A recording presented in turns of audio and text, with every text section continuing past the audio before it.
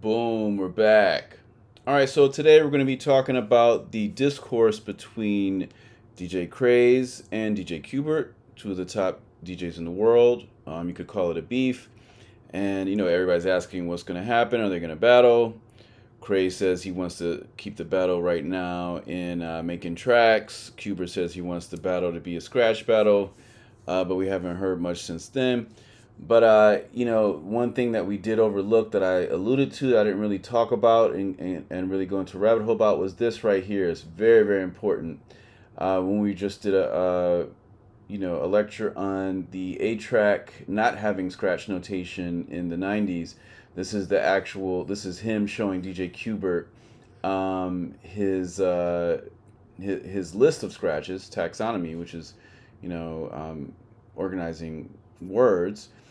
He showed him his list of scratches, but in the background we could see this toasted marshmallow breaks.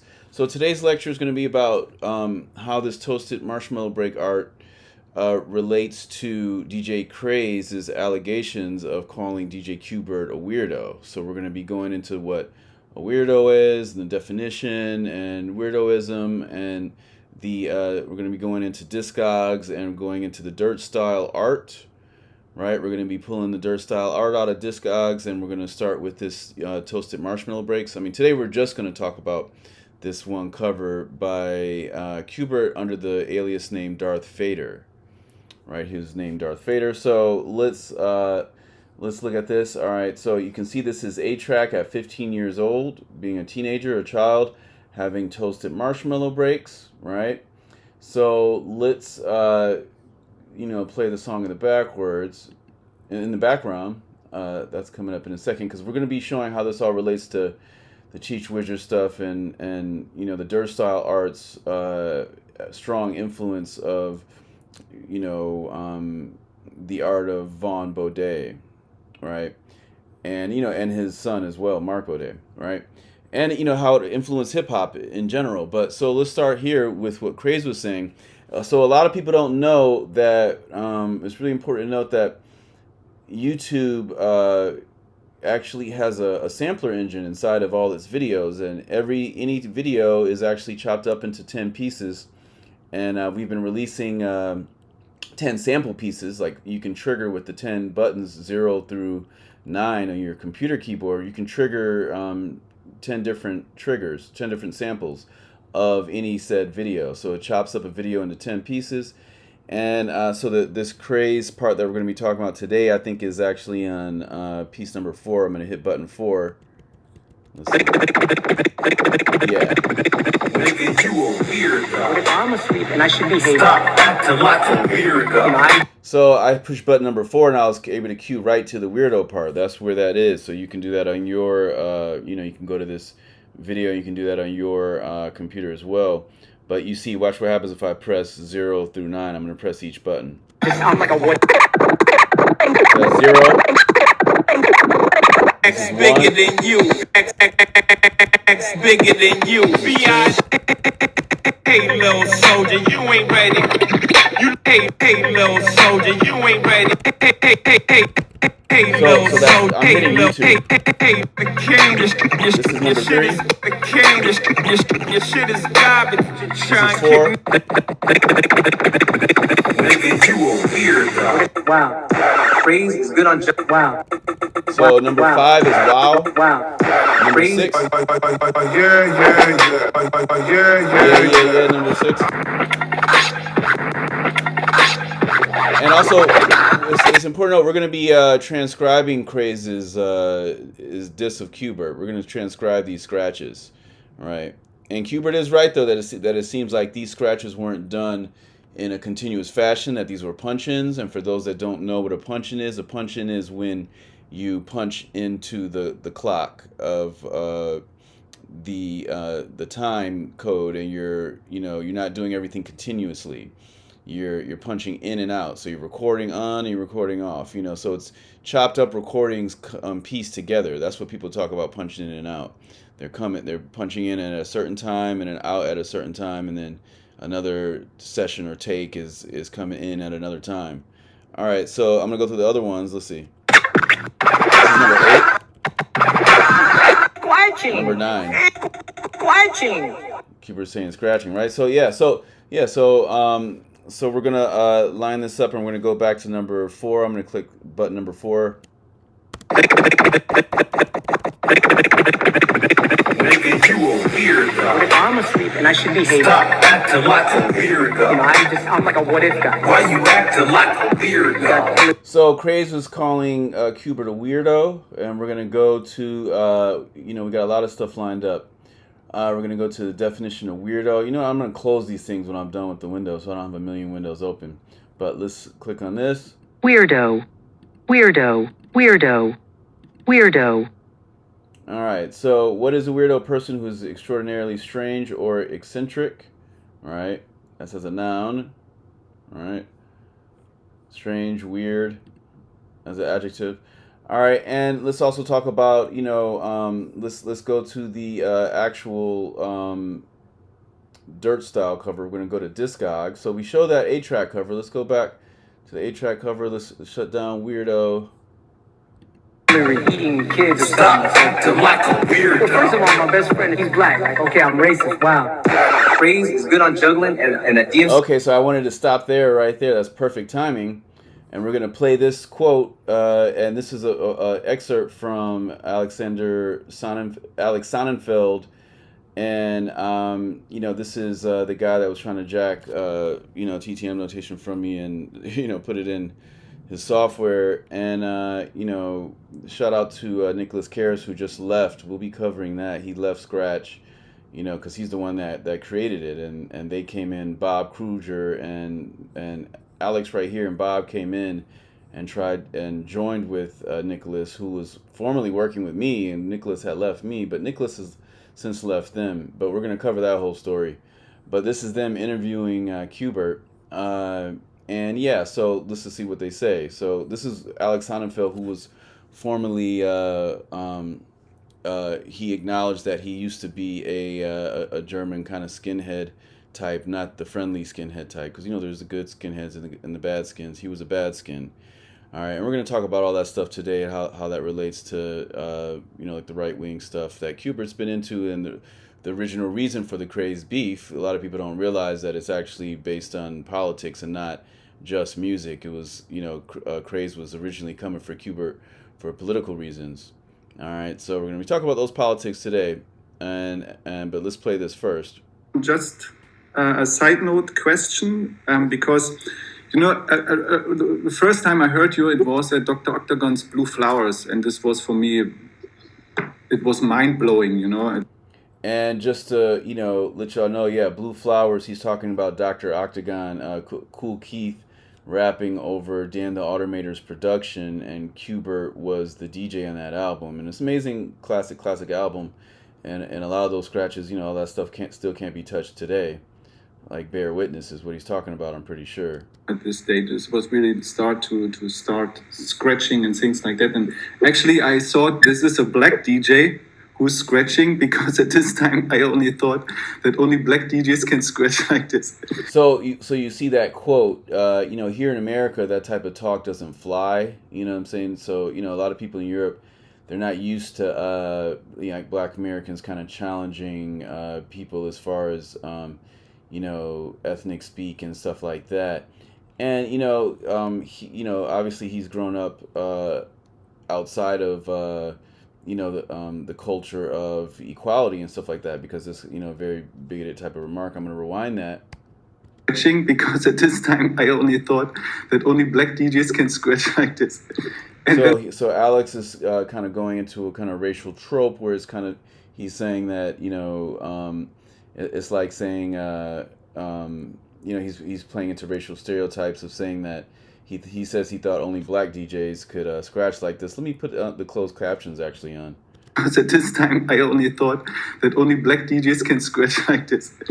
So he said, I thought only black DJs can scratch like this. So he's saying he thought DJ Qbert was black because he was scratching so great. And, that's the stereotype, saying that, there's a stereotype out there that people like myself, black people, are better at dancing, or better at rhythm or music, or or in his case, he's talking about scratching. And then let's see what DJ Qbert actually says, because this all relates to Craze's allegation of the weirdo thing, and that's what this lecture is about, weirdoism. And then I said, what? I'm part black. Ah, great. Okay. Then so let's rewind that. What? I'm part black. Ah, great. Okay. Then so then is Qbert? So you see, he's smiling. Is he trolling? Is he is he tweaking? Because we already know that with all the Craze originally came at him for all the all lives matter stuff and being a George Floyd denier and all that type of stuff. And also Qbert talking about police brutality. He was saying, if you just be chill and cool out, the police aren't going to harm you, man. You just got to keep your mouth closed or something. He was saying he had said something along those lines where people were calling him out. He was saying you just need to chill and relax, and the police will treat you fine. And myself, I've been the victim of police brutality twice in my life, and it's and both times I was innocent. Both times I got paid money. And it's a very normal thing for black males to be accosted and targeted by police officers. But I'm not anti-police. I believe in justice. I believe in the police. But I do believe that actually, obviously, racism and corruption exists. But Qbert's kind of taken this kind of colorblind kind of view where he's like, oh, I'm colorblind type of a thing, all lives matter or whatever. But we can see here he's actually saying that he's black, right? So let's play that one more time. I'm part black. Ah, great. Okay. So that you can see how that relates to this, where he's saying, where Craze is calling him out. See type battle? Black. Like, okay, I'm racist. Fucking kids. Stop acting like a weirdo. First of all, my best friend. So you hear, shout out to Craze with this disc, because he's sampling Qbert saying, Hillary Clinton eating kids. He's saying crazy, conspiracy theory type of stuff, right? And Craze is calling out. He's spitting out kind of crazy QAnon type of stuff. And that's why people labeled Qbert, his new nickname, people are calling him QAnon Bert. Like a weirdo. I'm like a what if guy. Why you acting like a weirdo? Got Hillary eating kids. Stop acting like a weirdo. First of all, my best friend, he's black. Like, okay, I'm racist. So he said his best friend's black, but you remember, I had released a video for those that hadn't seen it. You can go to this playlist of different Qbert stuff. You could just search Qbert within our site, and we covered DJ Qbert says the N-word 7 times in 1 minute. This right here, DJ Qbert says the N-word 7 times in 1 minute. So he's saying the N-word 7 times in 1 minute. He feels he can, he can use it kind of like 6ix9ine type of a thing. And in the comments, let me know y'all's thoughts and all that stuff. But we're gonna get real, we're gonna go into digital vertigo. We're going to go into, Flair allegations. We're going to get into a lot of stuff with the weirdoism and go into background on Bode, Vaughn and Mark Bode's work, but really Vaughn Bode's work, because, his son kind of kept the torch going and continued his work. So let's close this window. We're going to be closing windows. All right, we're back to this window. So now we're going to go over this Toasted Marshmallow breaks in Discogs. So remember, A-trak was 15 years old. And he had this in his possession, and I'm an artist, and I'm open to all different types of art, as long as it's legal. And with this art that's on here, we're gonna look into the Dirtstyle art, because this year at TTM Academy we're gonna be talking about a lot of different issues, but we're gonna be definitely doing issues on morality and issues. 2 years ago, I think we did hip hop cults. We were focusing on cults within hip hop, because people talk about hip hop culture, but there was a bunch of hip hop cults that are going on, and now all those people are incarcerated. Nature Boys. They finally got him. They finally got Rashad Jamal. You know what I'm saying? They're getting all these cults. So let's go to Discogs. I'm looking for the Discogs up here. Let's see. Where is Discogs? Okay, there we go, Discogs. All right, so that's the toasted marshmallow breaks that was just on there, right? You see that, toasted marshmallow breaks. And this is the meat and potatoes of what today's lecture is on. We're going to click on this. So A-trak had this in his possession at 15. Some of you might have been 15 when you had this in your possession. And, you know, when Craze is calling Qbert a weirdo, you got to think about what he's saying. You know, we're going to go into a lot of Dirtstyle art. But let's click on this. So I'm clicking on the Qbert art. This is toasted marshmallow breaks. So that's what was in what we saw in the crate. Let's see. Right, we saw that in the crate. See the little T right there, that T. Let's zoom in on that. You can see that T. So that's toasted marshmallow breaks. So let's go to it right here. Whoops. All right, so it's toasted. See the T right here, that same T, toasted marshmallow breaks. But if you really look at the cover, you know, you see that, you know, you could say that this is Qbert in a way, because this is, you know, under his fader, his alias Darth Fader. This is, you know, Qbert making art, and you know, this is graffiti art that's clearly influenced by Vaughn Bode.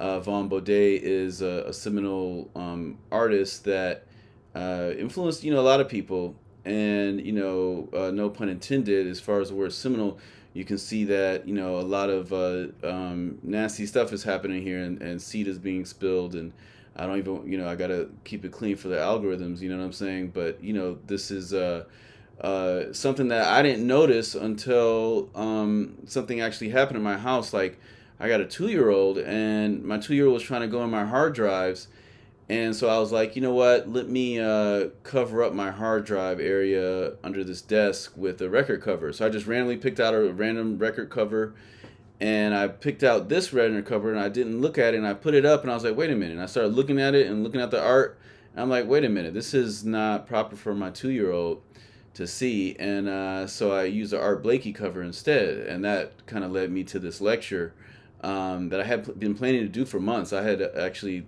talked about this on Facebook last year, and we're going to talk about Battle Axe as well, some of their covers and things like that.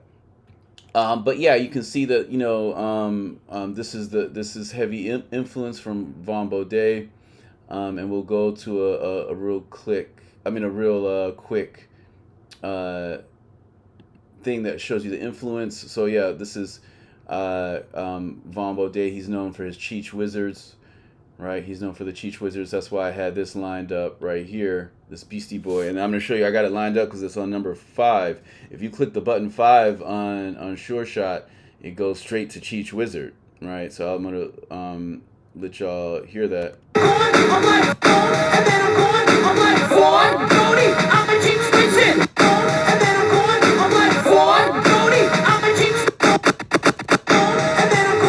So, when I hit button 5, it just automatically goes there. So you can skip around songs like this. You see? Boom, boom, boom, boom, boom, boom. This is stupid. These commercials. I hate these commercials. Let me turn this out.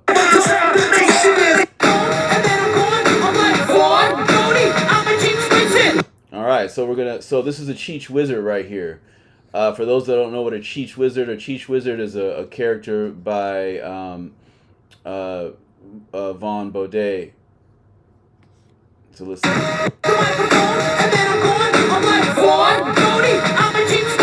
Okay, and I guess his name, you know, is pronounced Bode. He's pronounced his name Bode. I always pronounce it Bode, Mark, and Vaughn Bode, but I guess it's pronounced Bode. But you can see, yeah, the Cheech Wizard, and then you can see, you know, he had women in a lot of his stuff, and a lot of people call his stuff misogynist. There's a lot of, let's look at the graffiti influence first. You can see the graffiti influence of that cover of the Toasted Marshmallow Breaks is heavily influenced by graffiti artists who are heavily influenced by Vaughn. So you can see, you know, these are graffiti artists drawing the famous lizard character and some of his women characters, and then, you know, he draws himself right here. That's actually Vaughn Bode himself, right? So let's look at this right here, so you can see who he was really quick. I'm just going to read the top of it. He was an American underground cartoonist and illustrator known for his character Cheech Wizard and his artwork depicting voluptuous women, a contemporary of Ralph Bakshi. Bode, looks like it's right, isn't that long Bode? Like Bode, but I guess it's Bode. Bode has been credited as an influence on Bakshi's animated films Wizards and The Lord of the Rings. Bode has a huge following among graffiti artists, with his characters remaining a popular subject. But you know, when we talk about weirdoism, right, we're gonna go back to this whole weirdoism thing that Craze is talking about. Then we gotta I'm gonna skip to the end of his life. Bode's death was due to autoerotic asphyxiation. His last words were to his son, Mark, "I've seen God 4 times and I'm going to see him again soon. That's number 1 to me and you're number 2. 33 years old at the time of his death, Bode's ashes were dropped from a Cessna airplane over the waters of the coast of Point Reyes. He left behind a library of sketchbooks, journals, finished and unfinished works, paintings, and comic strips.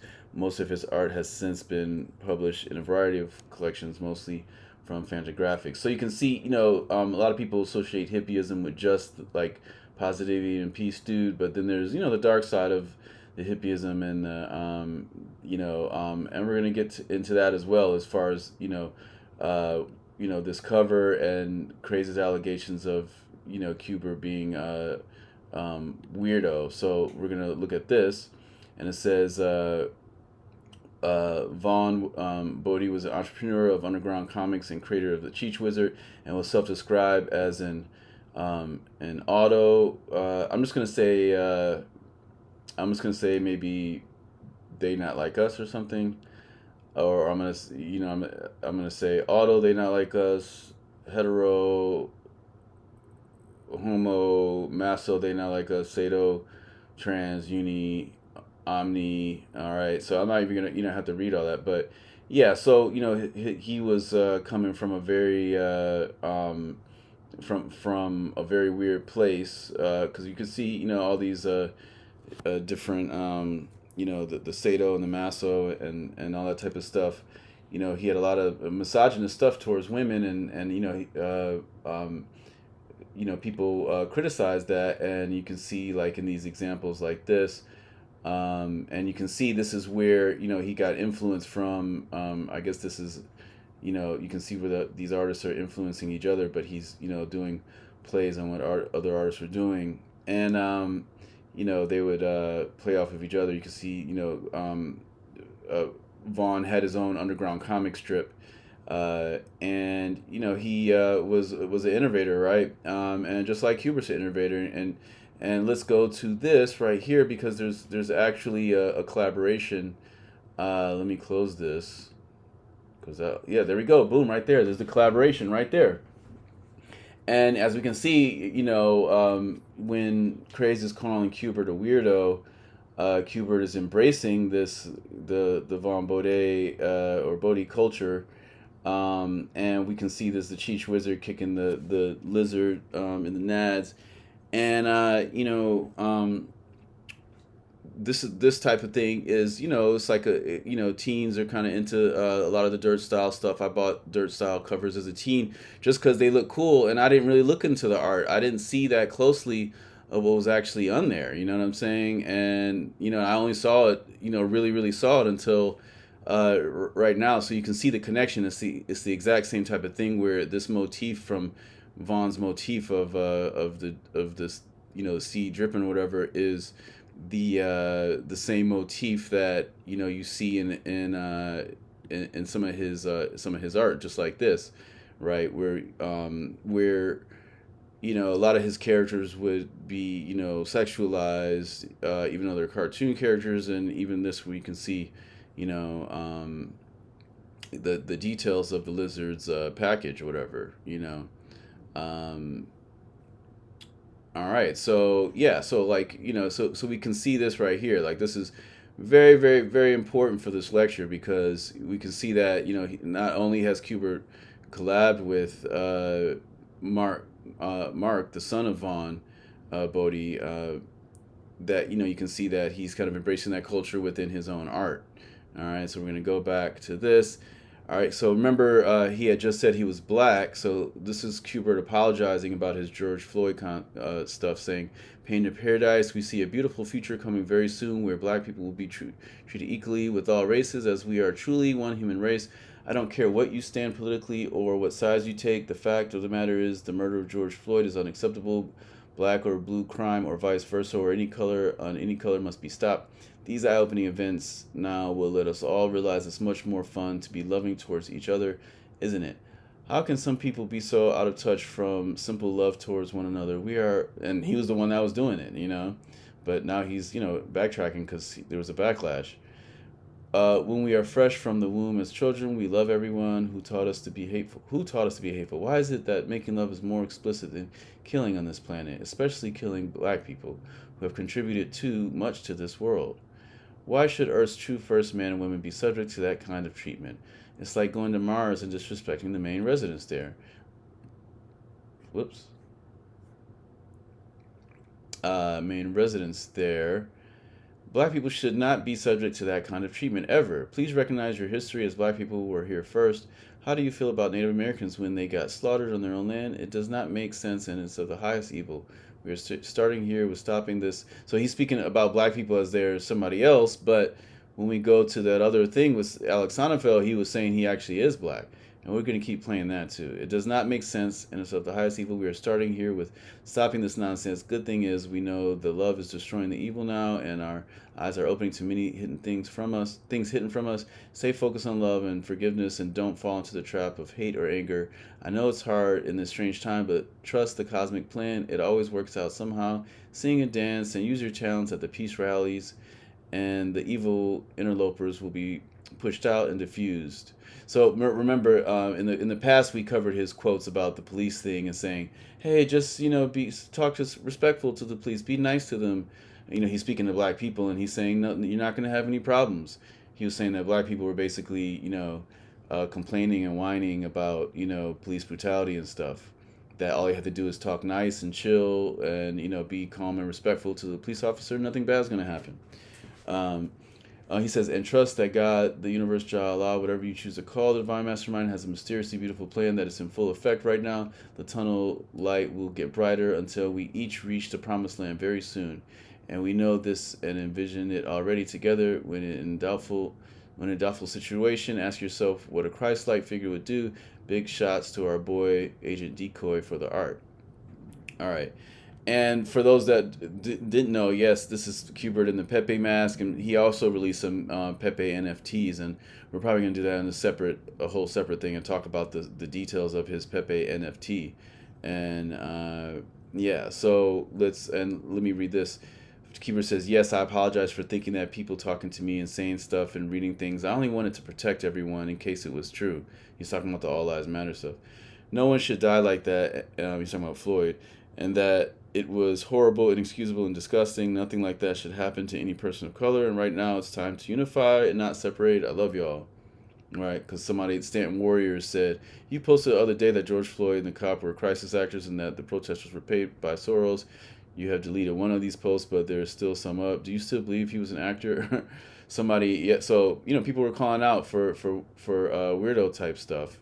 Right, and that's what Craze was saying, calling him basically like, QAnon birds, so calling him a weirdo. All right, and then boom, we have him here. So yeah, I think that kids shouldn't see that T-shirt. I would say, what I'm saying, to me, yeah, maybe teenagers. It's just like comic books. All comics aren't for kids, but teens can see subversive stuff. Right, so this is, once again, A-trak owning this exact thing. And notice he has it in the front. He has that one in the front. And, I think it's, amazing that nobody's ever actually, really talked about all this stuff. And, and we're going to bring up the Bambaataa issues, too, with Zulu Nation and all that type of stuff in grooming. Because it's like if A-trak is 15 and Qbert's, he's buying this art for Qbert and hanging out in his hotel room and giving him stuff like this. It's like, that's a, you could say that's some type of, type of grooming, or whatever. But yeah, so we can see that this is an example of Dirtstyle artwork, right? And you can see these guys at the turntable here, and this is like you could say, oh, this is made for like teens, it's like weird stuff or whatever, but it's very, very I will say Diddy-esque, because people use the word Diddy now, so say Diddy, they not like us stuff. And yeah, this is kind of merging into they not like us zones. When you think about all the teens that were buying this stuff, or even younger kids that were buying this stuff, because the parents don't notice it, and also the people at the record stores don't notice it. And I didn't even notice it till I was a father, and I was like, wait a minute, what am I looking at? And I had posted it on Facebook, and some of my Facebook friends hadn't even noticed, and they're like, whoa, I bought that too back in the day as a teen. So we were all teens, buying this, and I think that's a very interesting dynamic. So let's look at more of the Dirtstyle Discog stuff. So we see that's we're gonna look at Dirtstyle Record and their whole actual discography. So you can see their art was was very much based on let me see this type of subversive kind of underground comic punk kind of art influence. And yeah, you can see all these different releases. Let me see if I can put these in order. I feel like I don't have it by year. Let me put it by year. All right, let's go by year. 1992. All right, so it starts with Psychedelic Skratch Bastards, Battle Breaks. Right, we can see that. So we're gonna go through this art, some of their cover art. Right, you can see this Battle Breaks right here, and I'm gonna go back. All right, so that cover looks pretty all ages type of a thing, and then there's this so this it's this kind of even Garbage Pail Kids was a popular thing in the 80s, like that type of art. And it also goes back to this with like the Crumb Brothers, like Weirdo magazine, and you can see this Weirdo magazine kind of art, and the just crazy kind of squiggly drawings. You can see that kind of influence within the Dirtstyle art. So with this is kind of an art criticism lecture where we're talking about the Dirtstyle art as it relates to weirdo art in general and weirdoism in general. And for those that saw the lecture on the Weird Rap Group, they actually changed their name to the Extraordinary Rap Group, after they had been kind of exposed for doing a bunch of incel, insensitive kind of stuff.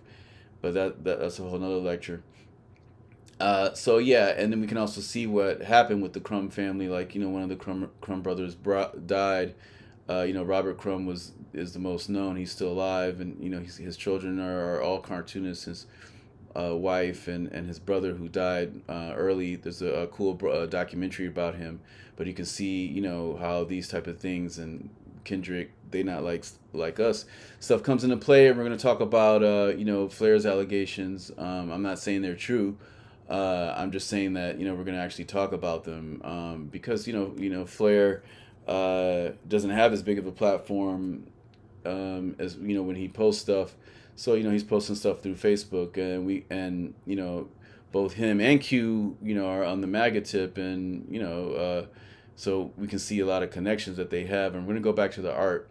So let's close this Crumb family stuff. Let's close this Weirdo magazine window, and yeah, we see this Vaughn's art, Vaughn Bode's art, right? These are like his three main characters: Belinda Bump, right? Electric Bee. I mean, I know this is one of his main characters, Belinda Bump, but these other characters are different ones. But his main ones would be the Cheech Wizard and the Lizard, right? Now you can let's go back to the Dirtstyle, right? Because in hip hop, Vaughn's work is literally the most influential, probably. Even more than Crumb and stuff like that. All right, so let's close this. All right, and let's go over here, back to where we were. All right, back to Dirtstyle, back to Discogs. All right, so we're in 1993. I actually got this on vinyl, right? Let's see if they show the back cover. All right, so you can see the back cover, and it's very punky underground comic inspired, art. You can see the jittery kind of crumb influence in that kind of art. It feels like this kind of schizophrenic type of drawings, type of, in psychedelic art. Some types of psychedelic art. Obviously, all psychedelic art's not like this. There's a lot of different types, right? And then we can see Mixmaster Mike, the landing of the unidentified flying octopus in the liquid scratch jazz. Let's click on that. Let's look at that cover. So yeah, we're going over the Dirtstyle art, right? That's so it's very zany kind of art, very punk zany, and that's what a lot of kids bought it for the art. Like when I bought Firing What You Burn from the Indelibles, that LP and all the company Flowcat stuff, featuring some other cats. I bought it just because of the art. It has some ill art on it. Same with these, like a lot of these break records. I was like, oh, that must be that was dope. Like, I just saw some wild style. I didn't see, the detail. I thought it was just like, oh, crazy graffiti characters. I wasn't even looking that deep into it, as a kid, But then some kids might have, and some kids might saw like, oh, that's cool, a bunch of packages everywhere. That's cool, And the A-trak saw that and was like, hey, he had that right at the front of his crate. You know what I'm saying? He's like, yeah, packages are cool. You know what I'm saying? But let's click back and look. Oh, look, and Company Flow comes up. All right. I wonder if that's from my words, or is that just from recommendations in general? Yeah. So let's go to here. So this is where we just were. So some marshmallow breaks. Then you can see the Darth Vader Scarecrow Willie make a sequel. Toasted marshmallow feet. And let's look at the art in that. Right? Well, that's Toasted Marshmallow Breaks, but this is, I guess, something else. Toasted Marshmallow Feet, right? And you can see, similar type of art, right? Very, very punk kind of art. And, the Pickles have innovated on their newest album with that whole punk rock sound they were doing. I thought that was pretty dope, especially because, a lot of punk rock songs are very short. And classic punk rock a lot of time is very short stuff. I'm a big Melt Banana fan, so turntables and punk have a lot of overlap, right? So we see the Wax Fondler, right? Scratch fetishes of the third kind. That's, I guess that's D Styles, right? The Wax Fondler, that's D Styles and Dave Quasito. I guess Scarecrow Willie, because is DJ Disc. So DJ Disc is Scarecrow Willie, right? So DJ Flair, Deluxe Shampoo Edition, Dirtstyle. All right. So yeah. So let's go to. So yeah. Let's skip ahead to this because there's nothing really on this cover art except their logo. Let's look with the back of the cover. Maybe it's got like something on the back of it. Some kind of interesting art. So yeah, you can see this interesting art, and you can see them, doing funny comedy skate video type of stuff. A lot of the appeal of the Pickles and the turntable TV in the 90s. I missed it actually in the 90s. I didn't see the videos until like the early 2000s. I didn't see the turntable TV stuff on VHS until stuff started getting on the net or whatever. And people, I met some other people with the videotapes, but I had never, had those tapes. But yeah, you can see, they were making fun and, wearing the these glasses and stuff like that, many people say that's culturally insensitive, but, just like as far as in the black community, people using the N-word, you see Q's, using these types of glasses and embracing it type of a thing. So it's like, okay, within his own community, he's allowed to do that. But is he allowed to use, N-word 7 times in 1 minute and then say that he's black, like in this thing right here? We're going to go into that again. Okay, then it's understandable. I'm Filipino. I'm Filipino. Filipinos come from Negritos, that's our roots, is black people. Which is true. The Negritos are the original people of the Philippines, but, most the people conquered the Philippines. The Han people came, and the Spanish people came later. You know what I'm saying? Spanish speaking people came later. So Qbert trying to say that he's black, that's a whole nother issue. And definitely let me know y'all's thoughts on that. Whether you feel Qbert gets to drop N-bombs like 6ix9ine and stuff like that. Let's see. So we've also been conquered by Spaniards, so we're part Spanish, and of course we're Asian in that area, so we're mixed with Asian, Spanish, and we're Latin. A lot of Mexicans across the ocean and mixed with the Filipinos. And I'm also, my father is part Turkish, so I'm Really? Yeah. international. Oh, I'm Middle Eastern too. So right. So people. So he's trying to pull out a black card when when Alex is getting getting bigoted. He was doing some bigoted stuff, and so does Qbert have a black card? And obviously we would say no to that, but different people are gonna have different opinions on that. So let's close that part. All right, so let's go to this next part. We have the Cheech Wizard. You guys know that stuff. Let's play a little bit more of this again. wow, Craze is good on juggling and a DMC type battle, but with scratch. Nigga, you a weirdo. What if I'm asleep and I should be hating? Stop acting like a weirdo. I'm like a what if guy. Why you acting like a weirdo? Got Hillary eating kids or Stop something. acting like a weirdo. Well, first of all, my best friend, he's black. Like, okay, I'm racist. Wow. Craze is good So on. he's saying, his best friend's black, and anytime somebody says, my best friend's black, us Black Americans, we usually laugh at that because that's kind of a trope that people typically say as a kind of a knee-jerk response to somebody being called a bigot or being called a racist. Usually people are just be like, oh, yeah, my best friend's black or something like that. I feel like even Joe Rogan, was kind of doing that, but he, we covered that in a whole nother podcast. So let me go to this. So let's go to actual E40 lyrics. Stop acting like a weirdo. Says, you a weird N-word. I'll just say ninja. Ninja, you a weirdo. Stop acting like a weirdo.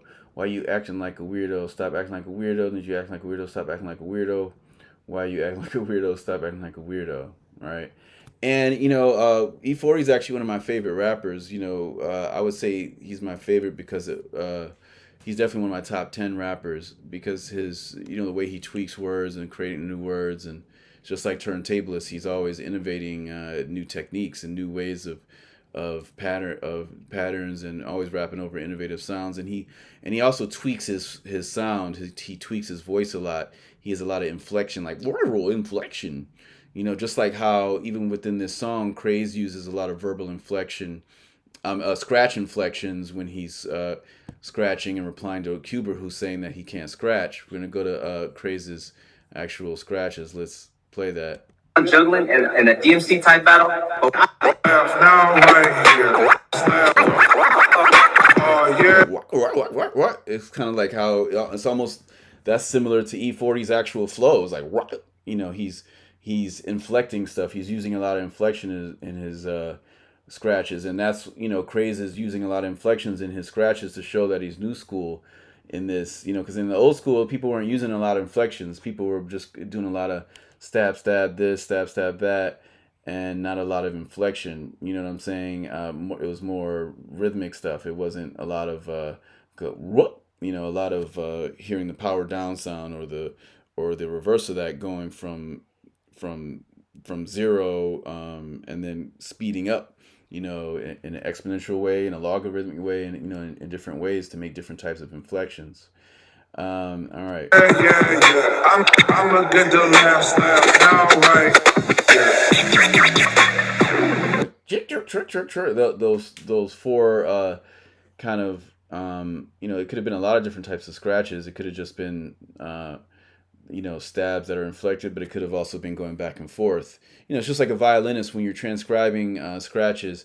You can't necessarily say like, are they going forward or are they backwards? On some sounds, like if it's a or fresh sound, sometimes you don't know if they're going forwards or backwards, or you don't know if they did the same thing twice forward or if they're just going forwards and backwards. Like, so that could have been him inflecting stabs, or it could have been him inflecting going back and forth, kind of like dicing. He could have been dicing back and forth with inflections. You could make that same sound with both of those things. So, scratching has a lot of, sound-alike sounds that can, sound the same. And as I was saying before, we're going to be transcribing his whole routine, the scratch part of his routine.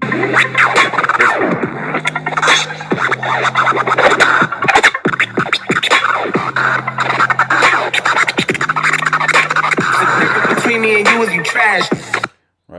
That's dope. Okay, so yeah, so that's E40, the lyrics. And we're gonna be talking about Rap Genius and their kind of on the they not like us tip. We're gonna be talking about Rap Genius as it relates to them being kind of on the whole kind of colonizer culture tip. All right, and let's go back to here. So yeah, we see him in the shirt, and let's go back to the Dirtstyle stuff. Okay. All right. So let's go back. So we saw that cover. So the Wax Founder. So they've always had this subversive kind of style.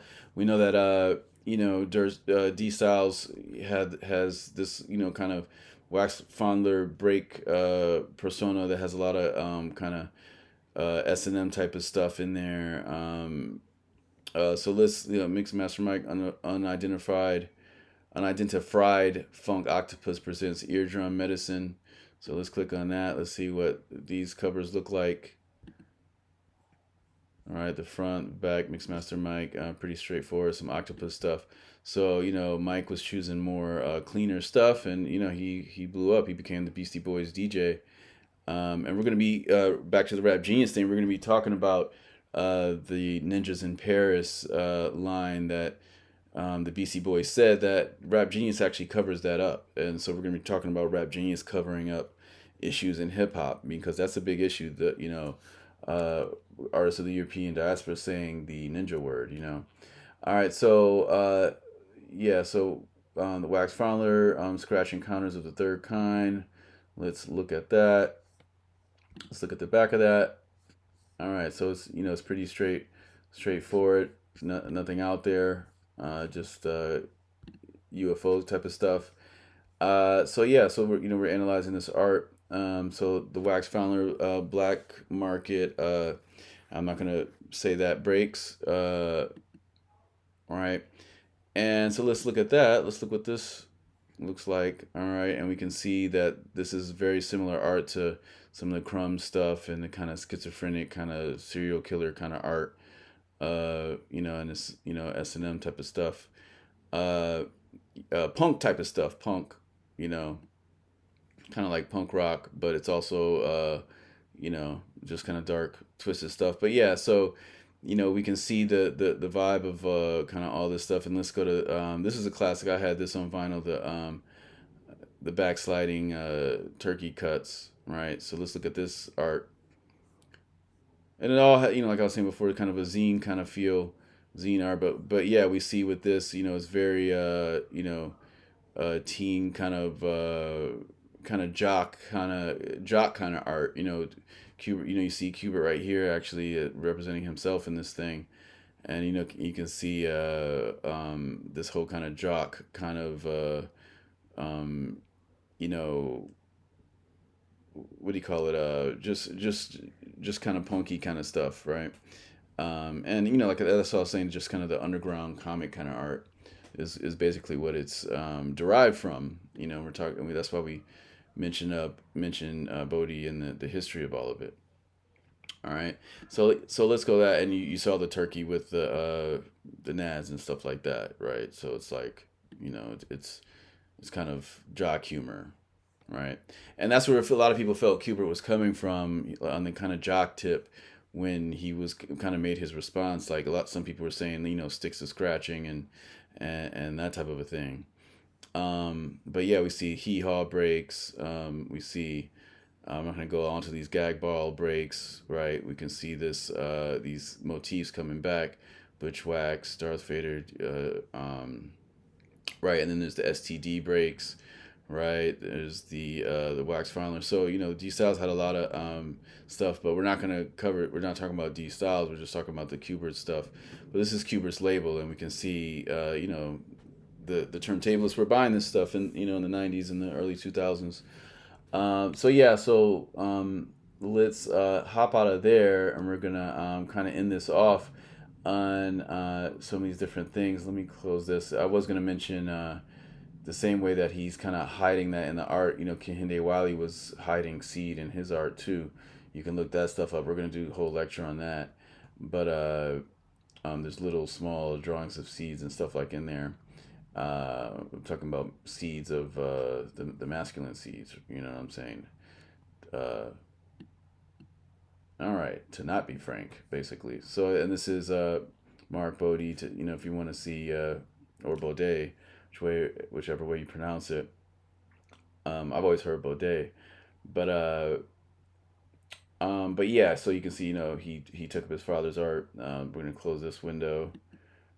We're gonna close that window. All right. So this is Rocky Rivera.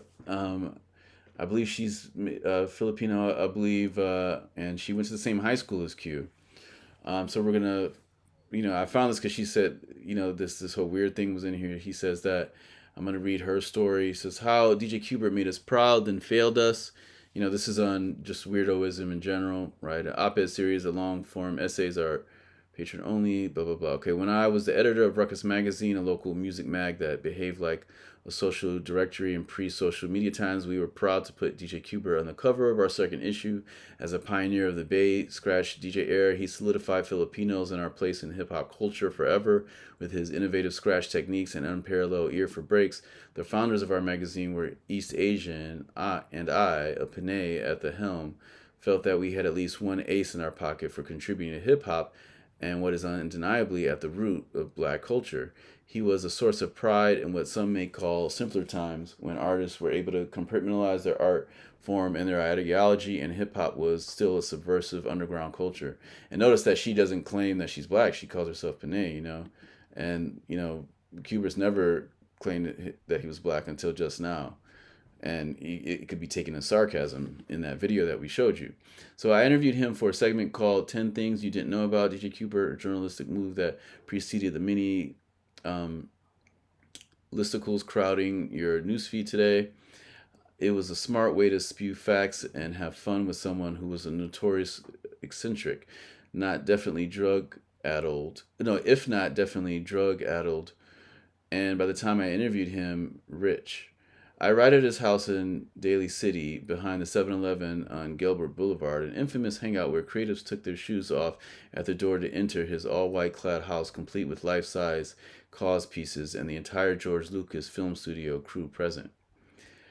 He comes from the same neighborhood I'm from in San Francisco, the Excelsior District, graduating from the same high school I did, Balboa High. At that time, he was the most famous person I had access to from my alma mater. As I interviewed him at his house, I ended with the silly question like, do you, like I always do, to throw them off game, make them laugh, or to gauge their reaction? The question was, do white girls holler at you now that you're famous? And the tongue-in-cheek nature of my question went over his head, and he answered as plainly as possible, yeah, it's kind of weird. I shrugged it off and wondered if he understood what I implied, that he has ascended to another economic bracket and now was swimming in waters most of us would never see. He absolutely had no analysis on race or his place in the black art form. If he did not display it in that conversation. He ended up using my press clip in his portfolio for years to come, rarely crossing paths again except for him dating my cousin's ex-girlfriend, Aya.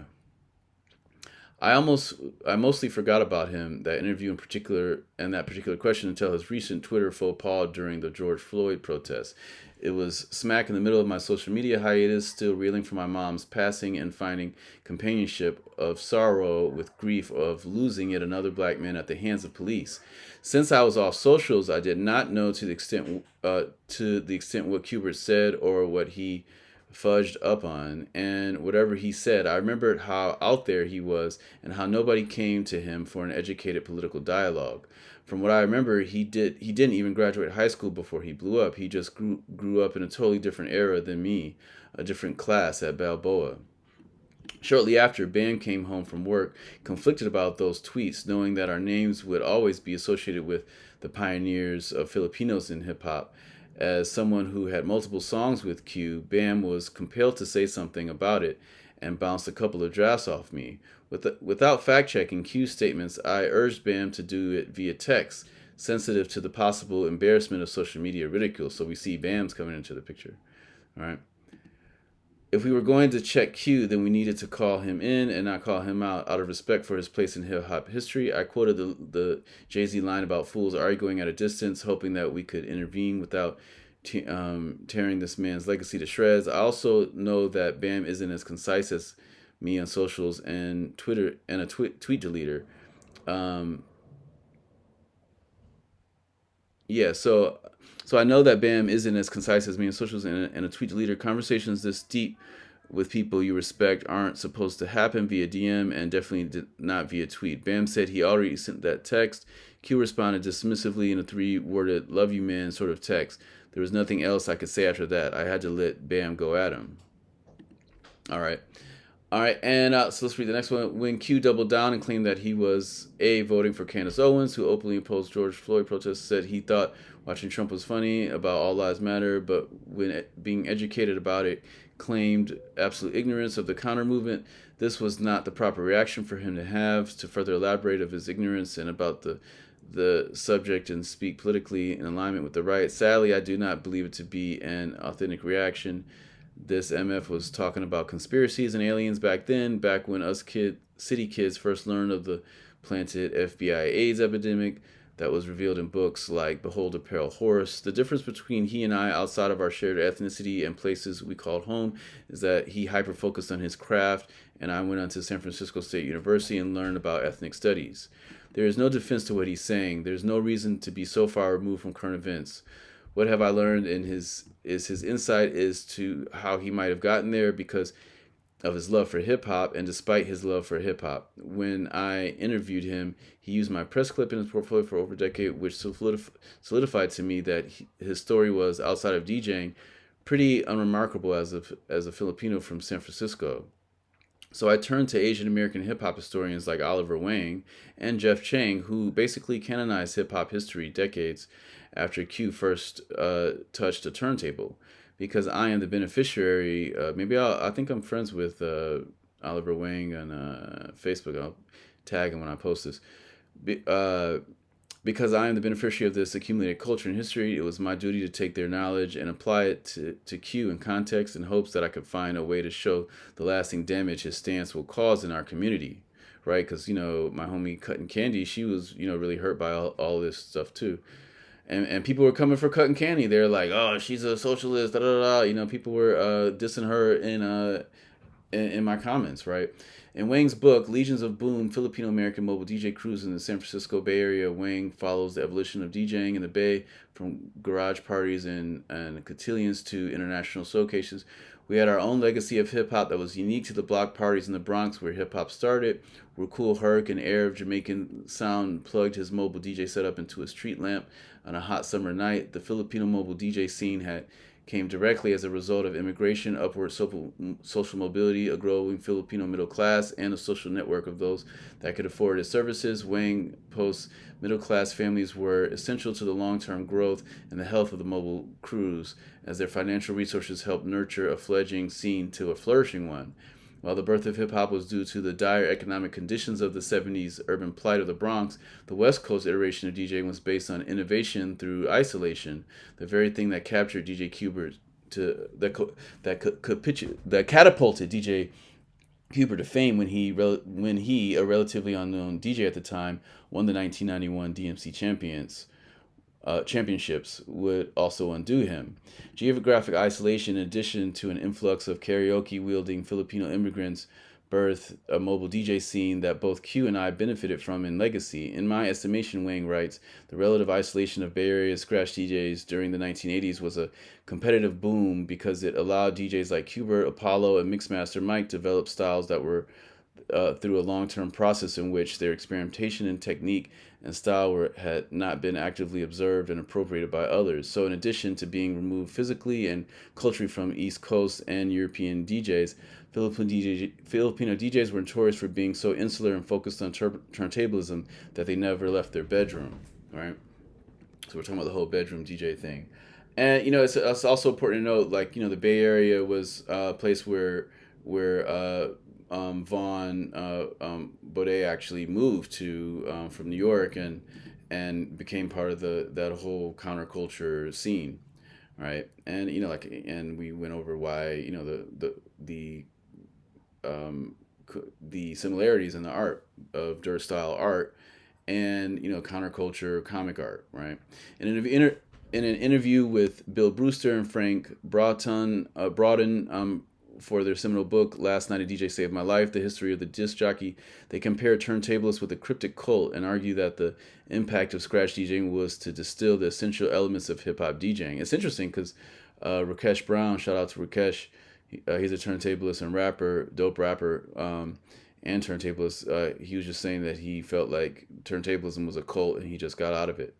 So it says, until it became an art form for almost completely detached from its original dance floor function. At times, though, these scratch DJs seemed in danger of becoming obsessed hobbyists competing against each other in increasingly esoteric competitions.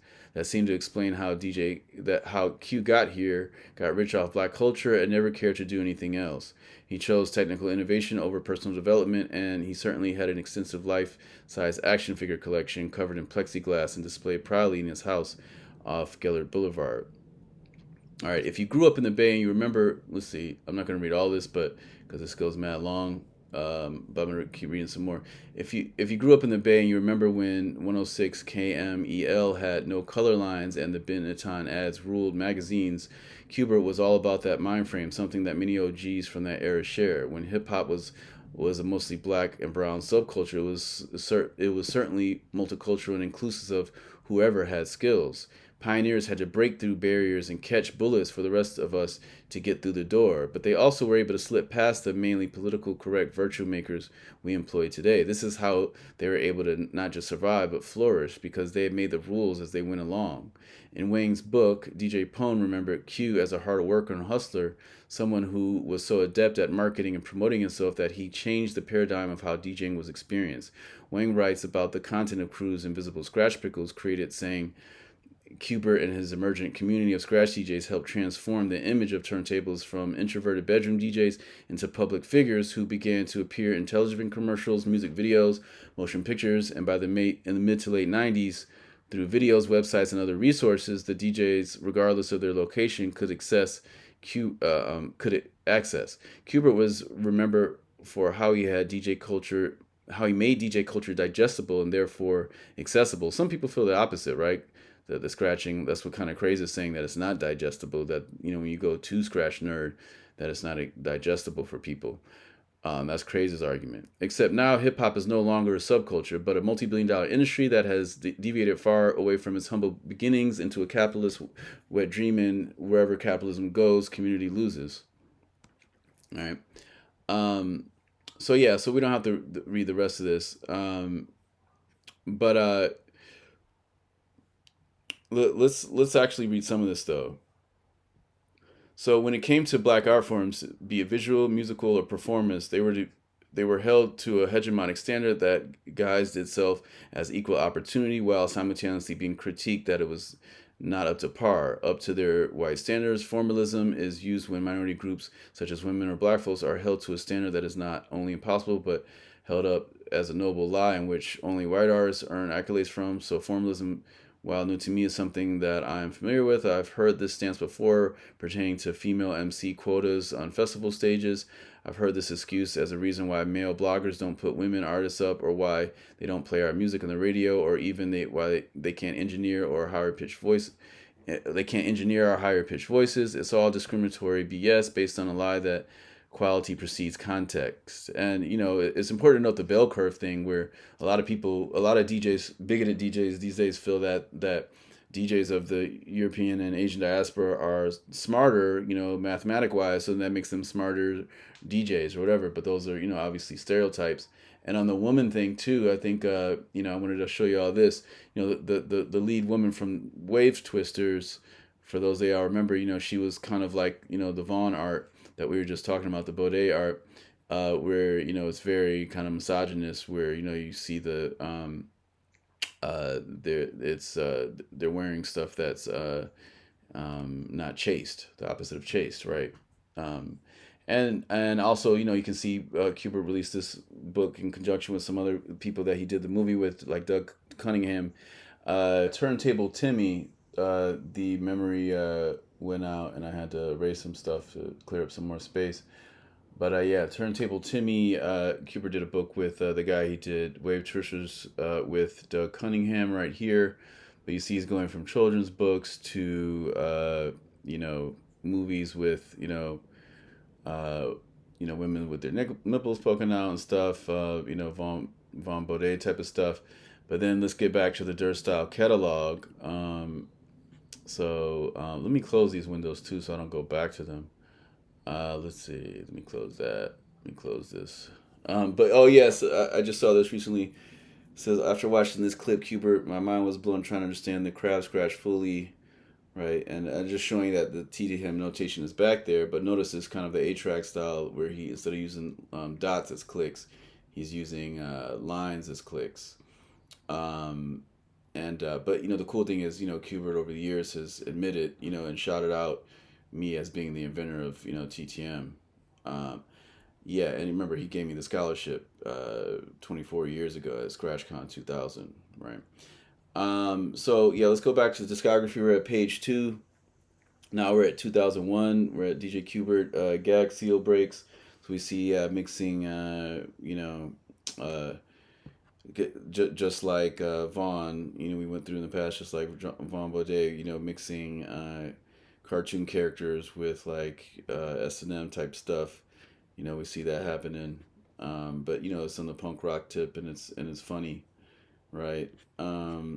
So it's like the seal breaks on our darker tip. But let's go to the next one. Whoops. Oh, I see. Whoops. We got to get to the next page. Right, here we go. All right. So and then we see Butchwax, horny Martian break. So we see a lot of themes here that are reoccurring themes. Let's click on this. Let's see the B-side. Right, so we can see all this art. This is all like Pickles art. So it's all kind of zany, kind of comedy, it's kind of funny. Alien attacking the guy, right? So I guess Butchwax is Flair's alias, I guess. Yeah, DJ Flair. So let's go back again. Let's go back to this last one that we didn't click on, the back side. I want to see the B side of this. Let's see, did we click on the B side of this? I don't think we clicked on the B side of that.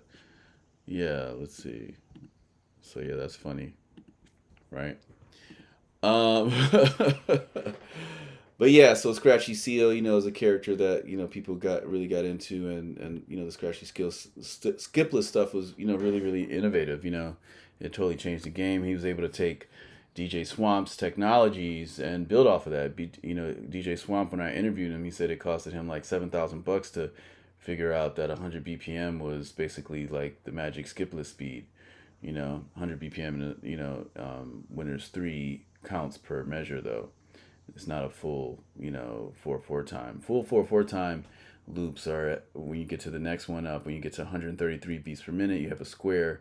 You can have nice 4/4 loops in there. But yeah, so that's why all those scratchy seal breaks are like dun dun dun dun dun dun. It's always like kind of 3/4, 6/4 and stuff.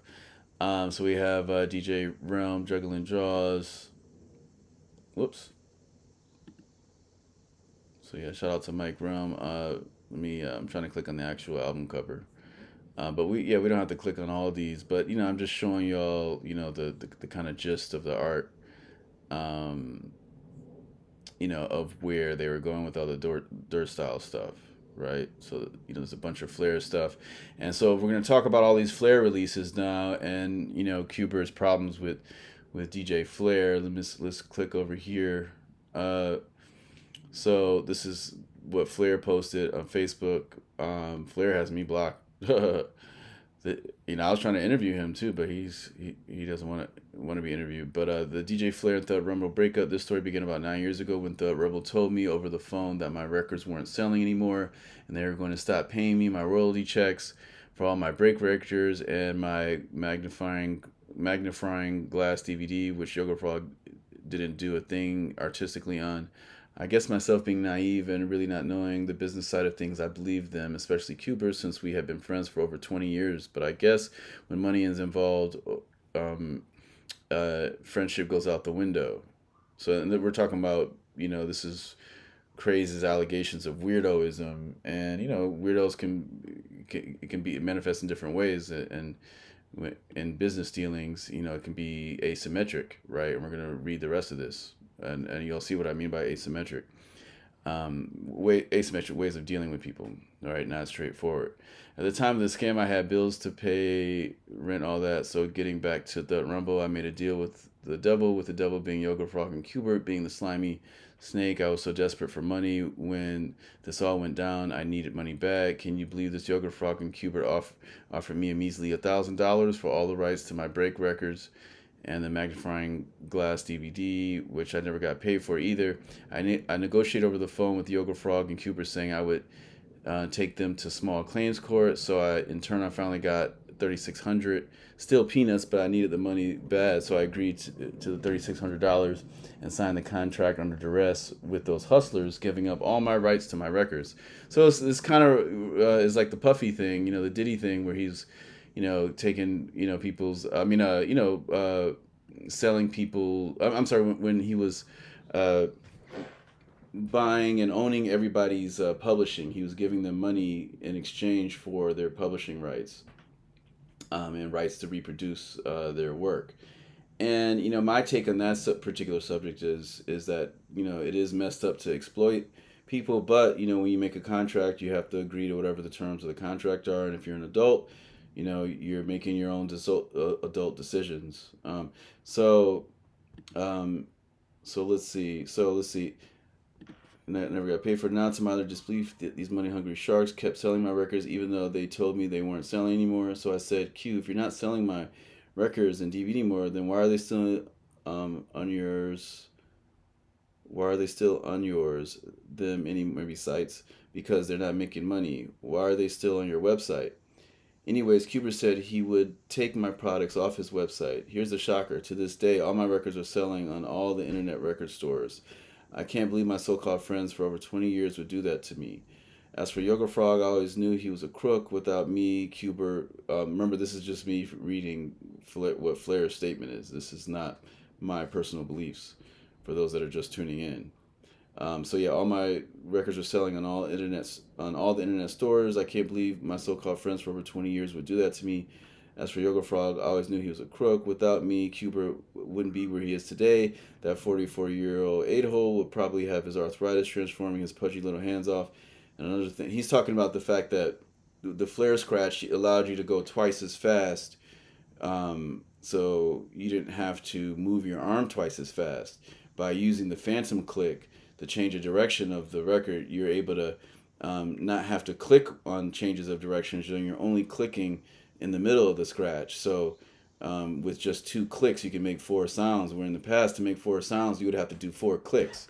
So that's what he's talking about. That Flair helped Qbert not have to be, moving his arm super fast and be transforming all the time. And another thing, there was never a secret training spot in Hawaii with some grandmaster, and there's no turbo frog scratch either. It's called the 2-finger twiddle.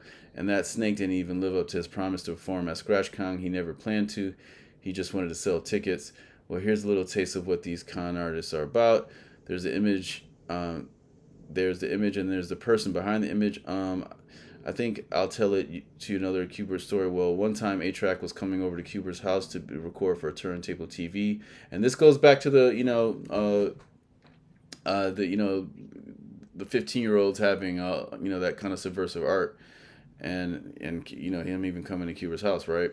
After Qbert recorded A-trak's routine, A-trak asked if he could record Qbert doing some stuff. You know what? Before A-trak came over, Qbert told me he didn't want to be filmed. So when A-trak asked Qbert if he could film him, Qbert was wearing a fake cast and told A-trak, "Sorry, bro, I injured my arm and I can't scratch." A-trak looked sort of bummed out. After A-trak left, Q was laughing and saying, and I quote, "It's all about pimping these DJs, Flair." You know what I'm saying? In my mind, I was thinking, "You're an a-hole, Q," and I said, "I got to go," and I left. That little B-word con artist, the truth will set you free. More to come, stay tuned. So, Flair said much, much worse than that. You know what I'm saying? And we're going to talk about some of that. We're not going to, I'm not saying any of these things are true, but this is Flair's perspective. But, this is Q's response. To those asking for response, I can only say this: if you see how now, if you can see by now, if there's hate in someone's heart, then that's cool. If you don't understand the spiritual side, what comes around and goes around, and that the universe gives you what you deserve, then I can't help you or anyone that wants to believe what they want to believe. All I can do is pray for my old friends that went down the negative path. I love them deeply. We can all say lies and negative things, but I don't. In my world, I won't be surrounding myself with anything other than positivity. Some old homies have to be distanced because it hinders me from helping others in the bigger picture. As for our company, we run a super legit business, everything's straight in our books. So if you want to believe rumors, that's fine. I've never done anything wrong. If I take a record off my site, does that mean all my records magically erase off the net? Amazing. Are people new to how the web works? Do you think if we were cheating others that all these amazing artists would still work with us? All I know is that there are very talented individuals out there that should keep moving forward and put out their God-given talents because they're too dope and super genius. But if they choose to do nothing with their amazing talents, then they won't move forward. I spoke to such a great artist on the phone last week and told them to just put out their ill beats and scratches for free on their page, YouTube, etc., and let karma take its course. Or they can relax and do nothing and not respect their art and nothing happens. So maybe they'll just blame it on someone else, or they're surprisingly unsuccessful with this life's game plan. That's easy. So if you think that it's all luck and life is random like that and our success comes from cheating others, then that's your perception of this reality. But in our reality, you can never truly give or take away money because it's all energy and we all get what the universe knows what we deserve. I can't blame anyone though for thinking the way that they do about me because not everyone is on the same page with these strange beliefs. It's all good. Life is full of people who don't know yet. It's normal to us. All right. So it says, P.S. Go help motivate those guys and let them know they can do it if they just start. They are seriously amazing and unique in the way that what they can offer to the world with their gifts. Things always fall into place, and the universe works like clockwork. I know some of these guys don't believe in karma or even a creator, etc. They just want a fast buck. But what we can do when there are all kinds of varieties of humans on this planet, I just know that my way of striving to give my best work is pretty good. And another story. Let's see. And another story from Flair. Check this out. Let's see. Oh, that's the person singing. So that wasn't Qbert saying that last part. This was Qbert's part. But yeah, so, with Craze saying the weirdo stuff, it's very, very, similar where, kind of Qbert's all over the place with his responses. And, but, my stance on that is it does sound like Flair gave up his rights. And, if you give up your rights, you give up your rights. But, I do believe people should have the right to fight for their rights back, their publishing rights, just like with what happened with Diddy and him giving everybody their rights back, right before, all these crazy charges started coming in. So on that They Not Like Us tip, let's zoom ahead to there and let's go to actual Digital Vertigo. But before that, let's just look at this thread, this Reddit. So I guess Qbert and Craze are beefing right now. Somebody put, and it says, "Be nice, please. Just came across this. No idea what's going on. It's been confirmed. But I haven't effed with Qbert since he started talking about the conspiracy QAnon leaning BS. I'm overjoyed Craze is doing this." So, because when all that stuff happened years ago with Craze coming for him, people weren't saying anything. People were scared to talk because, like I was saying before, it was before Kendrick came out with They Not Like Us, being a hotep was controversial still. Now, consciousness and knowledge of self, like what Craze is pushing, isn't controversial anymore. It's mainstream. It's the number one song. It's like, modesty, protecting the children, all that stuff is number one. It's the number one song now. They Not Like Us, right? So QAnon Bert was talking ish on a podcast, basically saying that Craze is good at beat juggling, but 30 years behind in scratching.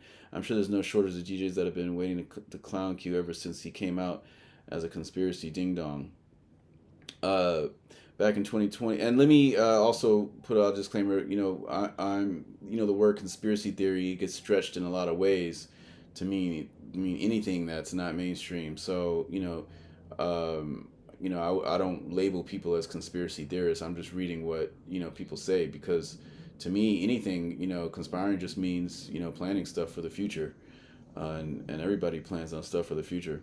So back in 2020, Q had some instead of things to say about the whole Black Lives Matter movement, and Craze didn't like that very much and was pretty vocal about it. Then a couple of days ago, Q went on a podcast dissing Craze, saying that he's behind in scratching. So they're just talking about where this whole thing came from.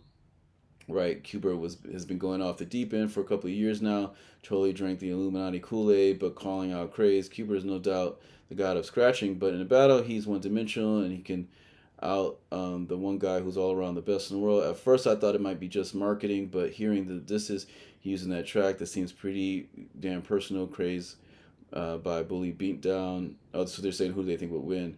As an ISP fan, Q just got murked. This guy says.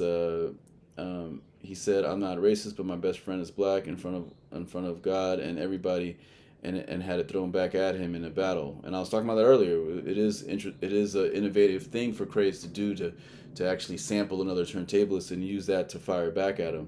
What's he supposed to say in response? Qbert should just pretend this never happened and get to the bag. This is a trap, Admiral Akbar.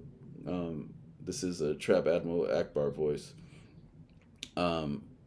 Honestly, this is breathing some fresh air into turntablism. Bring it on. Been following these guys since being a teenager, and now I'm in my 40s. So this is what I'm going back to. We were all teenagers, and they were, Qbert was,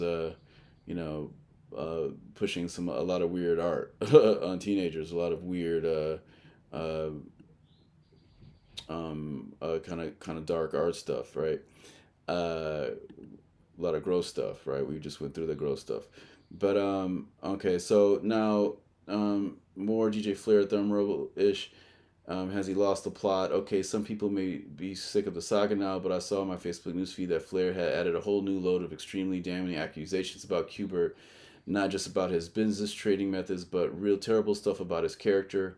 So like I was saying before, I'm just reporting all this. I don't have any information on this to prove it either way, but people were talking about this, and I didn't even know about all this until Alex Sonnenfeld told me about this. Years ago he told me about it. I was like, what? I never heard that. And I went on the Digital Vertical forum, and boom, here it is. It's still up there. And it's also important to note I'm actually banned from Digital Vertical. When I was posting the original Craze stuff from a couple of years ago, Digital Vertical banned me for posting all that original stuff. A lot of people are like, why are you, bringing this stuff into turntablism? But I'm just covering the turntablist news. You can't shoot the messenger. I'm just reporting what's going on and what people are talking about in turntablism. These are issues that turntablists are talking about, So, they actually, Digital Vertical actually, banned me from the site for literally just, posting turntablist news. And, they didn't like that Craze was coming for Qbert back in the George Floyd protest days. And they actually literally banned me for that. And you can probably see the history of that if you're still a member, maybe. Okay, some people... All right, so... Yeah, some extremely damning accusations about Qbert, not just about his business trading methods, but real terrible stuff about his character. I wouldn't be surprised if this results in legal action against someone. I don't even want to repeat the content, but if anybody knows what I'm on, I would like to hear your thoughts. It's all but disheartening. Yeah, mate, I saw very serious allegations which Flair had made in less public ways before now. If Flair has evidence of what he's talking about, he also take it to the proper channels. If he doesn't, he could well have just bought himself a serious lawsuit. Which I agree. Like if somebody's making seriously extreme allegations, you need to sue them. I totally agree with that. If these allegations are false, Qbert should be suing Flair. I don't even want to get into the most serious thing Flair said. The others are bad enough. I've heard rumors about the realm of business practices from various other disgruntled heads. Blah blah blah. Hiccup blah. Mr. Ed said that, right? Dev says, presumably it's about the Turbo Frog scratch being funny. To a small extent, it's largely about money, a little bit about prohibited substances, and a soup kind of incredible darkness, Gary Glitter related. So we're going to be talking about, like I was saying before, DJ Psy, and DJ, not to be confused with Psymatic. I'm talking about the hardcore, the older guy Psy, the hardcore DJ. I'm talking about DJ Psy. And we're going to talk about, Jimmy Savile. We're going to be talking about all the BBC stuff. We're going to really be going into the Crown and the Queen and BBC and all those things that relate to turntablism. Even the payola and, National DJ name. We talked about that already. We did a whole lecture on how National DJ Day is actually like a fake holiday coined after the father of payola, right? So, there's a lot of twisted DJs out there, but that's what they're, he said Gary Glitter stuff, but this drug issue is a non-issue as far as I know, and probably 90% of people are concerned, right? Because people are saying that Flair's on drugs and stuff, but a lot of artists are on drugs, and a lot of artists do drugs. As for the Glitter stuff, yeah, he's possibly going to face a lawsuit, but if he's going crazy as he is and about money stuff, I guess he doesn't have to be sued. I guess he doesn't have much to be sued for. Plus, if Thunderbolt tried to sue him, surely it would be just add more cement to their reputation as being money-oriented, etc. But either way, Q can't just leave those terrible character accusations in the air, right? And this is the first time anybody's ever actually talked about it on hip-hop news, you know what I'm saying? It's just been in blogs and, people talking about it word of mouth and stuff like that. But to a small extent, it's largely about money. Oh yeah, we already saw that. So, yeah. So this is very very interesting thing to read all this. So yeah, I always do agree. I agree with all this of Qbert should get a lawyer if Flair is actually lying about him on these levels. Didn't know Q was a big Gary Glitter fan. Not a big fan of his albums, to be honest. It was more than clothes with Q, I think. So in the UK, written defamation of character is called libel, whereas if spoken is called slander. So this would be libel case if it was in the UK. I'm not sure if they're called the same things in the US. Yes, and exactly this is what we call it in the US, and this is why I'm reporting this as as a journalist, and these are all allegations. This is alleged things that Flair are saying. I don't think that it's a good idea, mate. Same for reposting, etc. Just search Facebook for Flair Sean Moran, and you'll see what he's put. Basically, all the same stuff he was posting a few months back. Also, it's important to note that I was also banned from Digital Vertical, not just for the Craze stuff, but for the Rob Swift stuff. I think that's when I was able to exonerate Rob Swift, and I had to, post the original video saying what's going on with this Rasp Hunt, Rob Swift stuff, and through that I was able to connect with Kitty Cuts and figure out that Rasp Hunt was terrorizing people online and stalking people and was a convicted felon of a lot of stuff, and I was able to find exonerate Rob Swift online, because online he created a whole fake webpage to create false allegations against DJ Rob Swift. But yeah, so I feel for Flair, I really do. I don't think his claims, these extremely really help his cause. I think Thumb Rebel are far more hardened capitalists looking out for their bottom line than their public Zen image that's generally projected, and I'm sure they have burnt through a lot of friends and associates over the years, so I can't believe that Flair got a bit of a raw deal. But he's got to realize that writing this sort of thing only weakens any legitimate claims he may have had. Agreed, I don't think Q or Disc came off looking great after their spat on Facebook, but Flair does himself far less favors with his approach. I know it's pretty I know it's petty or on some level, but even spelling grammar has an effect on how sane or otherwise people will perceive you to be on the internet. There's a lot of people, genuine friends, trying to reach out to Flair right now. Best thing he could do would be to call some of them. So people are saying mental illness is a problem. People are saying Flair is dealing with mental illness and drugs. These rumors have been floating around since the days of the Paul Talk Scratch Room, so over 10 years, still not sure what to make of them. Laugh aloud, oh dear. Still, it's good to know there's some hidden breaks on UB40 and Gary Glitty records. People making light of it. I think you do just leave it. Flair has nothing to lose at all. Nobody is more dangerous than a man with nothing. I think Q will sue though, but it would do him better to just discredit him and say something about how Flair was a great friend. He's now a schizophrenic addict and he needs help. He and others in the community have tried for years to help him, and it's sad how he's attacking those who care most about him.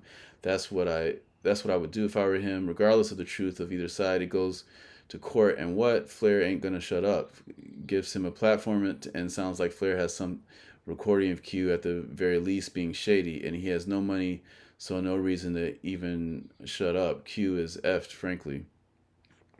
Let's see, they should give him 200 pounds. He's owed in royalties from sales of magnifying glass, so he shuts up. Right, so he's kind of joking on him, saying that he, his stuff is not selling a lot, and it's only $200 that 200 pounds that he owes him. Somebody wrote, bloody hell. To be honest, I suspected Qbert must be some sort of they not like us for a long time. There's no way anyone could do those upfaded chirps and blue flowers unless they were involved with Jimmy Seville, Dave Lee, Travis, Paul Gambocini, and the rest of those they not like us DJs. And like I was saying, we're going to be talking about more they not like us DJs and stuff like that. POTD, and now he's edited but kind of didn't. I like DJ Flair, I like Qbert, but which is best? There's only one way to find out. Fight. Lawsuits are whack. Go down the route and you'll come out looking like a proper little girl. IMO. He called me. They not like us. There's beef. Go around his house until it resolves. Okay, so yeah, we were done with that. We went through the digital vertigo allegations and all that type of stuff.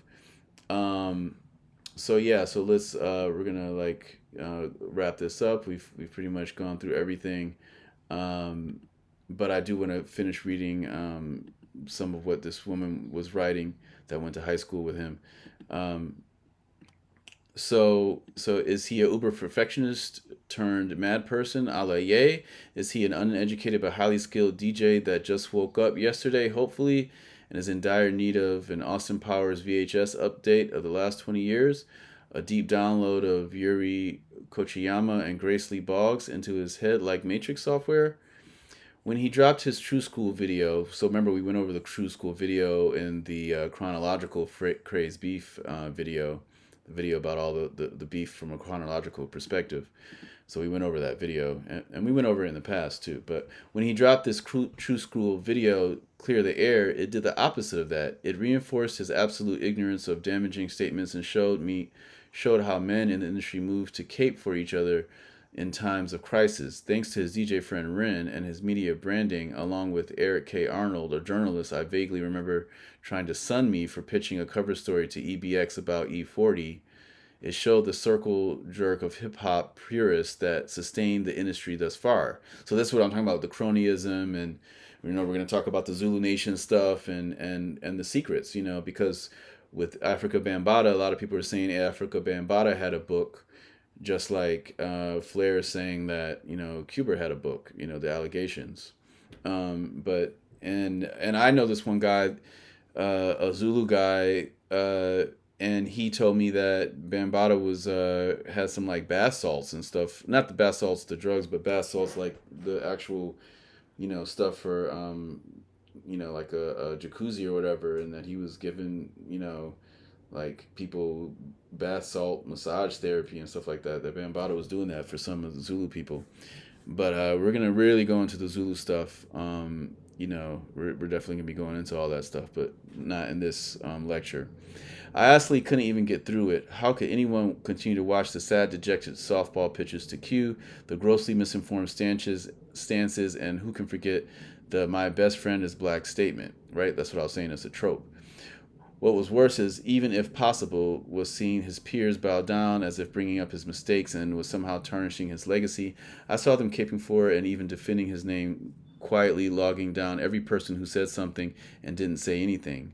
I'm not Q's peer. I'm a beneficiary of his legacy, surely, but I am not a yes man. I'm not a journalist that covers hip hop and in turn black culture. I'm an MC that is a woman. Context is everything to me, but after these words, I'm not teaching another man ish we don't want to know. So I'll take everything and leave it here. Qbert, kudos to your crew for taking your Twitter away.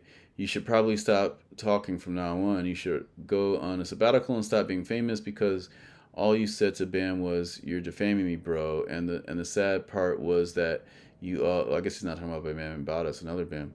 And the sad part was that all you gave F about was losing your privilege and adjacency to wealth. You always tell Filipinos to go outside of their Pinoy pride fiestas and venture out into the world, yet you have no effing clue about what's happening outside your circle. I know Aya, and I know she comes from a good Japanese American family from the city. You have good people around you. Learn about ethnic studies.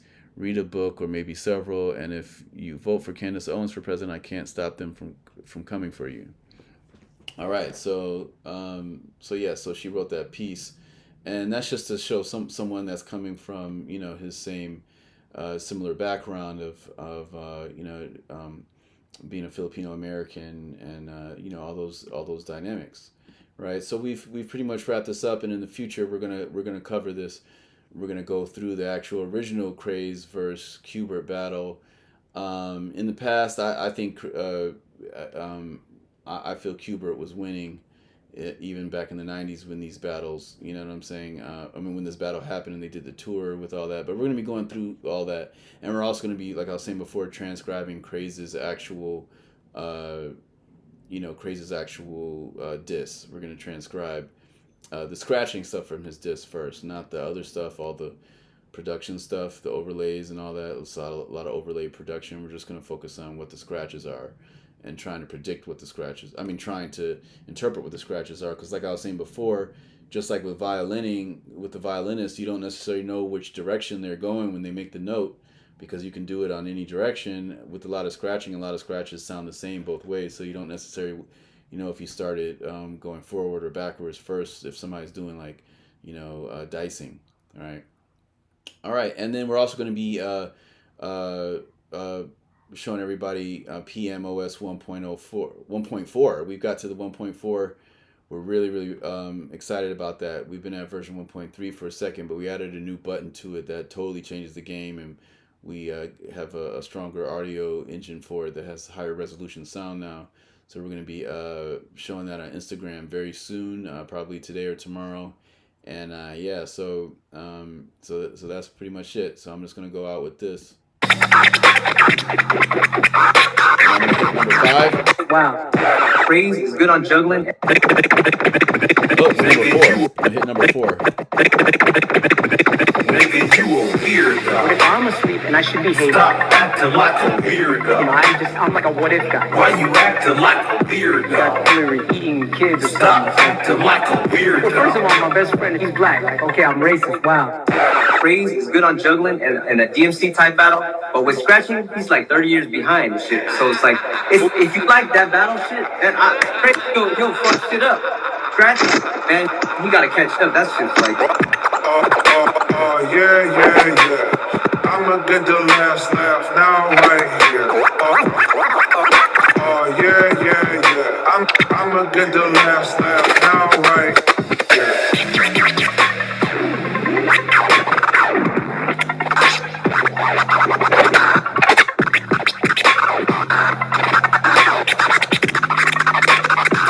Between me and you is you trash. You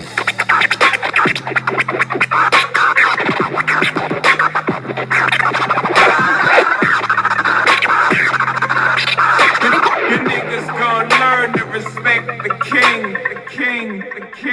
Shut those motherfuckers up and shit. You could be a bitch. You could be a bitch like, oh my god, he's a hater. I'm gonna stop scratching. Like, fuck that. It's a beautiful thing when you can flip the energy and shit. So don't be like that when somebody you got a hater. Just be like, what the fuck is a fuck about this motherfucker?